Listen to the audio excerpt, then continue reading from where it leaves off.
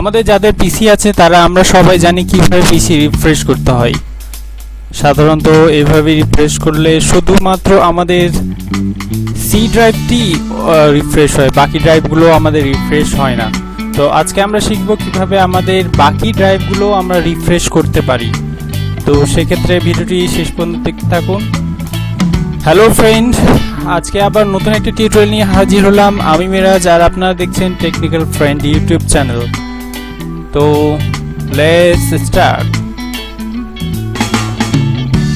So আজকের টিউটোরিয়ালে আমরা জানবো কিভাবে উইন্ডোজের বাকি ড্রাইভগুলো আমরা রিফ্রেশ করব। সেজন্য কিভাবে একটি ব্যাচ ফাইল তৈরি করতে হবে যা আমাদের উইন্ডোজের বাকি ড্রাইভগুলো রিফ্রেশ করবে সে সম্পর্কে আজকে জানবো। তো আমার কম্পিউটার স্ক্রিনে দেখছেন আমি একটা নোটপ্যাডে কিছু কথা লিখে রেখেছি, কিছু ওয়ার্ড লেখা আছে।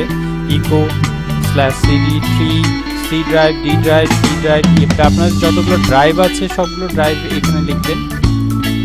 এইভাবে লিখতে হবে, লিখে এই ফাইলটা সেভ দিতে হবে।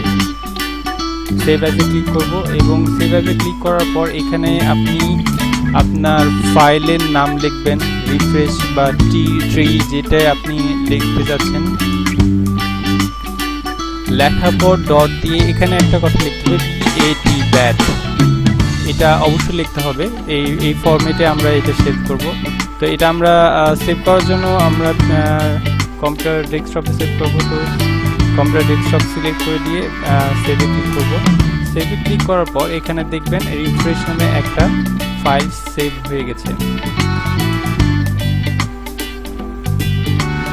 তো আমার প্রতিটি ড্রাইভ, শুধু সি ড্রাইভ নয়, প্রতিটি ড্রাইভ আমার রিফ্রেশ হয়ে যাবে এই সিস্টেমে। তো এটা আমি আমার ডিসক্রিপশন বক্সে দিয়ে দেবো, ইউটিউবের ডিসক্রিপশন বক্সে আমার দেওয়া থাকবে, সেখান থেকে কপি করে নিয়ে আপনি এই ব্যাচ ফাইলটি তৈরি করে নিতে পারেন। তো ভিডিওটি ভালো লাগলে আপনারা অবশ্যই লাইক, কমেন্ট এবং অবশ্যই চ্যানেলটি সাবস্ক্রাইব করবেন এবং কোন টাইপের ভিডিও দেখতে যাচ্ছেন আর কি জানতে চাচ্ছেন সেটা যদি কমেন্ট বক্সে আমাকে জানান, সেই অনুসারে আমি আমার নেক্সট ভিডিওটি তৈরি করব। ওকে, থ্যাংক ইউ।